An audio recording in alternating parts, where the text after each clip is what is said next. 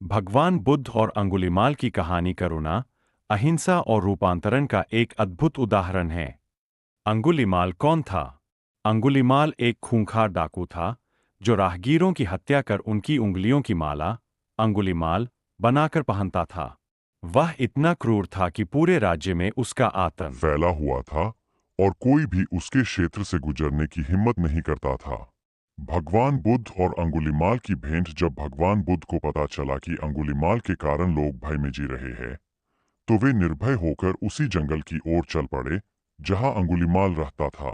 जब अंगुलीमाल ने बुद्ध को अकेले जाते देखा, तो उसने उन्हें रोकने की कोशिश की। वह बुद्ध के पीछे दौड़ा, लेकिन यह चमत्कार हुआ कि जितना तेज वह दौड़ता, बुद्ध उतने ही दूर लगते। अंत में थककर उसने जोर से कहा, साधु, रुक जाओ। भगवान बुद्ध ने शांतिपूर्वक उत्तर दिया, मैं तो पहले ही रुक गया हूं, अब तुम भी रुक जाओ। अंगुलीमाल चकित होकर बोला, आप तो चल रहे हैं, फिर कहते हैं कि रुक गया हूं। मैं रुका हूं, फिर भी आप कहते हैं कि मैं नहीं रुका। बुद्ध ने उत्तर दिया। भगवान बुद्ध ने शांतिपूर्वक उत्तर दिया, मैं तो पहले ही रुक गया हूं, अब तुम भी रुक जाओ। अंगुलीमाल चकित होकर बोला, आप तो चल रहे हैं, फिर कहते हैं कि रुक गया हूं। मैं रुका हूं, फिर भी आप कहते हैं कि मैं नहीं रुका। बुद्ध ने उत्तर दिया, मैं हिंसा, क्रोध और बुराई से रुक चुका हूं, लेकिन तुम अब भी हत्या और पाप कर रहे हो, इसलिए तुम नहीं रुके हो।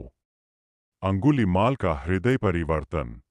भगवान बुद्ध की करुणा और शांति से प्रभावित होकर अंगुलीमाल के भीतर परिवर्तन की ज्वाला जल उठी।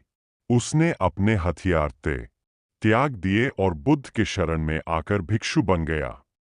बाद में अंगुलीमाल ने ध्यान और सेवा के माध्यम से अपना जीवन बदल लिया और एक महान संत बन गया। शिक्षा। एक अहिंसा और करुणा से हृदय परिवर्तन संभव है। दो, कोई भी व्यक्ति इतना पापी नहीं कि वह सुधर न सके। ड्राई। दोस्तों वीडियो अगर अच्छी लगी हो तो लाइक शेयर एंड सब्सक्राइब करना ना भूलें। धन्यवाद।